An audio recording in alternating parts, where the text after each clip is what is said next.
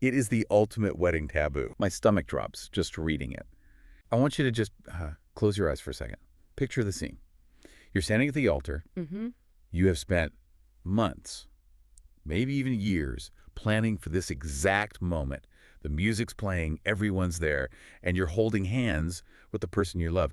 You are seconds away from "I do." Yeah. And then, bam, the huge wooden doors at the back of the church just slam open. And, in that scenario, your brain immediately goes to, like, a late guest. Right. Or if you've seen one too many movies, maybe someone dramatically objected. Exactly. You expect some drama, but, Right. Normal drama. But what walked through those doors in the story we're looking at today wasn't the late guest. No. It was the groom's sister. And she was not wearing the lavender bridesmaid dress that the bride had picked out. Not even close. She was wearing a full, strapless white ball gown. With a cathedral-length veil. Just hearing you say it gives me like a physical reaction.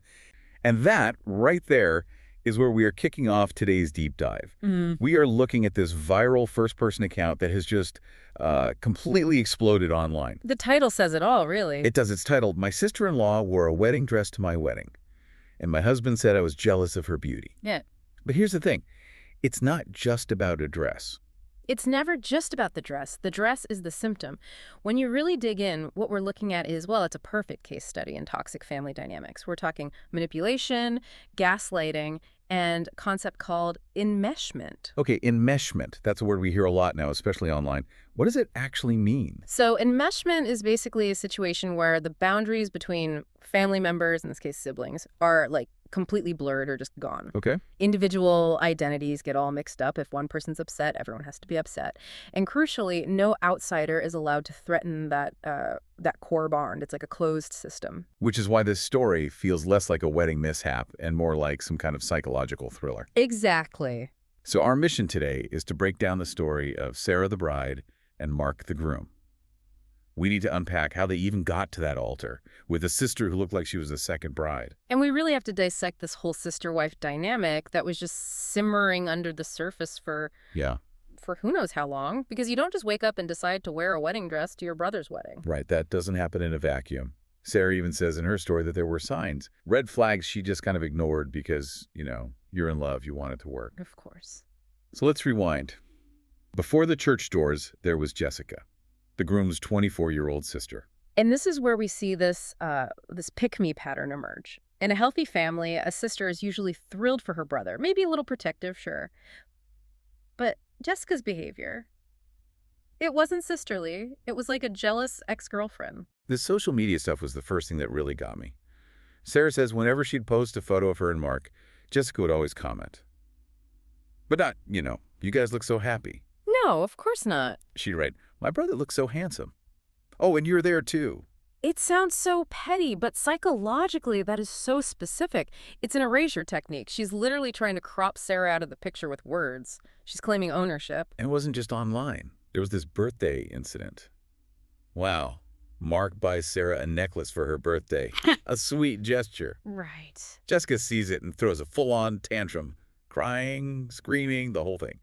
Until Mark goes out and buys her a more expensive necklace. And why? Because, quote, she's the baby of the family. And see, this is where my focus really shifts to Mark. Because a 24-year-old having a tantrum is one thing, but it only works if the other person caves. Mark isn't setting any boundaries. He's enabling her. So why does he do that? Is it just easier? Well, yeah, part of it is the path of least resistance. But in these enmeshed families, the peacekeeper is often taught that their job is to manage the emotions of the most volatile person. Mark probably thinks he's just being a good brother. But he's actually teaching her that his future wife will always come second. Exactly. Which brings us to the engagement party incident. And if you're listening, just brace yourself, because this is where it gets really uncomfortable. Yeah, this is a lot. This is a huge psychological marker. If the necklace was a red flag, this is a blaring siren. So their engagement party, everyone's there. Jessica shows up 2 hours late. She bursts in claiming a medical emergency, a sprained wrist. A classic. It's a classic diversion. Yeah. The party is about Sarah and Mark, right? A narcissist can't handle that. So they have to manufacture a crisis to pull the focus right back onto them. But it's what she does next that just makes my skin crawl. She spends the entire night sitting on her brother's lap. Let's just pause on that. A 24-year-old woman. On her brother's lap while he is feeding her cake in front of his fiancé. This is what we'd call covert incest. And I want to be really clear, that term doesn't mean there's anything sexual happening. It refers to a dynamic where all the emotional and physical boundaries that should exist between siblings are just gone. She's occupying the space of a wife. Precisely. She is forcing an intimacy that specifically excludes Sarah. It's a power move. She's saying, look, I am the primary woman in his life. So Sarah, of course, goes to Mark later and says, hey, that was really weird. That was inappropriate. And his response, Let me guess. he accuses Sarah of being jealous of their close bond. And there it is. That's the gaslighting. He's taking her completely normal reaction to a very, very abnormal situation and turning it into her problem. He's making her feel crazy. It's just so frustrating. But she stays. And we get to part 2, the escalation, the dress war. She tries to keep the peace, She asks Jessica to be a bridesmaid. Which was a peace offering that was absolutely doomed from the start. They go to the fitting. Sarah picks a nice lavender dress. Jessica refuses. She says it makes her look dead. Oh, come on. And then she accuses Sarah of deliberately trying to make her look ugly so that Sarah could shine. Pure projection. Classic. Jessica's the one obsessed with outshining everyone, so she accuses Sarah of having that same motive. So Sarah finally snaps. And I have to read this quote. She looks Jessica dead in the eye and says, Jessica, I could wear a trash bag and still look better than you because my personality isn't rotting from the inside. Wow. But instead of Mark backing her up, he calls Sarah and just screams at her for bullying his little sister. Yeah. He forces her to apologize. And that sets the pattern, the triangulation. Sarah is the persecutor, Jessica is the victim, and Mark is the rescuer. Anytime Sarah defends a boundary, she gets painted as the bridezilla. Which brings us right back to those church doors. The climax. We know she's in the dress. But the details are just wild. They're everything. This wasn't just like a white cocktail dress she could maybe get away with. Oh, no. It was a massive white ball gown. Bigger than the bride's. She's wearing a tiara. And professional bridal makeup. And she's literally cosplaying as the bride. 100%. And she doesn't just, slip into a back pew. She walks down the center aisle waving at people. And then, this is the part I still can't get over, she walks right up to the altar and stands on Mark's other side. So visually, what does that create? It looks like he's marrying 2 women. Exactly. It is a physical symbol of the psychological reality. Mark is trying to have a wife and a sister wife. The music just stops. Yeah. The priest has no idea what to do.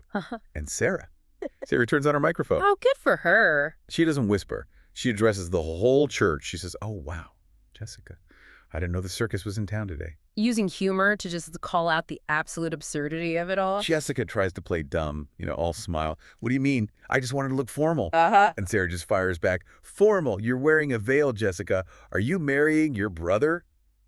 Because that's illegal in this state. That is the moment. She said the quiet part out loud.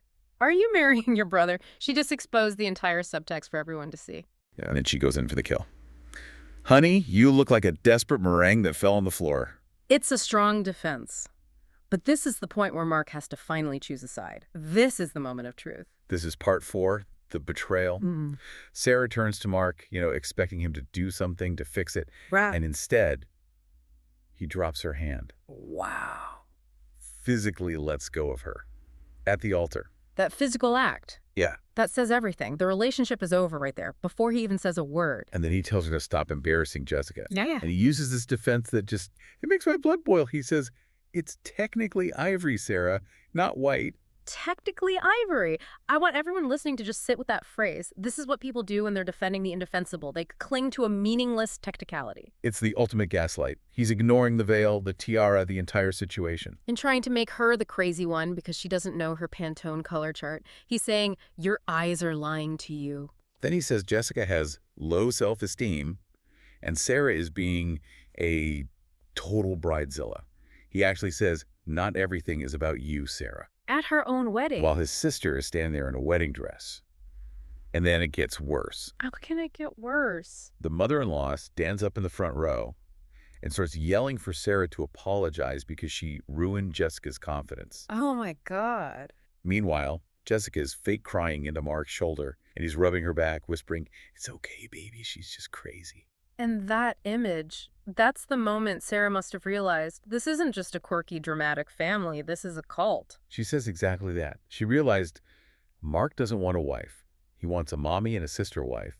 And she was just auditioning for the role of, like, the person who pays the bills. She was never going to be the wife. She was going to be the accessory that made them all look normal to the rest of the world. So now we get to the mic drop. Sarah just starts laughing. A cold laugh, she says. She looks right at Mark and says, "You know what, Mark? You're right." Oh, I like where this is going. Mark gets this smug look, like he's won. But she keeps going, "You're right that she looks stunning. In fact, you two look perfect together. You match. You both have the same delusional, sick need for attention." She stopped fighting for him. She realized he wasn't a prize worth winning. She takes off her $5,000 engagement ring. She looks at Jessica.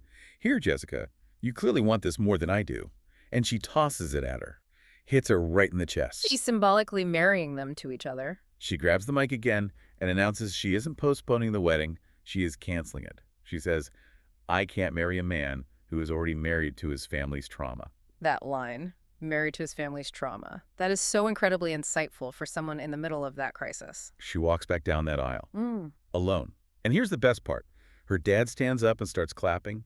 Then her friends, half the church, gets up and walks out with her. That validation is everything. It instantly breaks the gaslighting spell. It confirms she is not the crazy one. Mark is just screaming behind her, "You're walking away from the love of your life." And she turns at the door and gets the last word.